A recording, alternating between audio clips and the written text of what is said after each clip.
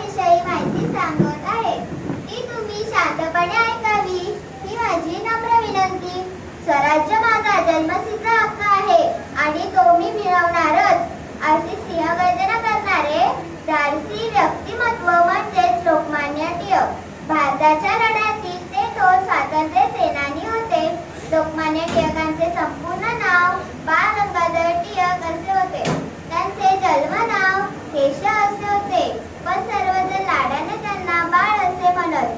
म्हणून मोठे झाल्यानंतर बाळ गंगाधर टिळक हेच नाव त्यांना पडले.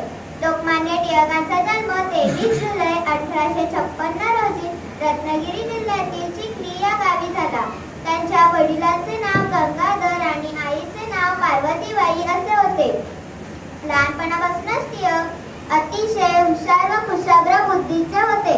गणित व संस्कृत हे दोन त्यांचे आवडीचे विषय होते. लहानपणापासूनच टिळकांना अन्यायाविरुद्ध चीड होती. टिळकांनी जनजागृतीसाठी मराठा व केसरी ही 2 वृत्तपत्रे सुरू केली.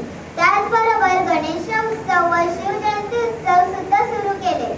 या उत्सवाच्या निमित्ताने लोकांनी एकत्र यावे, त्यांच्या मनामध्ये राष्ट्रप्रेम जागृत व्हावे, एकजूट निर्माण यावी या उद्देशाने उत्सव सुरू केले होते. कितीही संकटे आली तरी त्यावर पाय ठेवून उभा राहील असे म्हणत आत्मविश्वासाने भारतीय स्वातंत्र्य लढ्याचे नेतृत्व केले.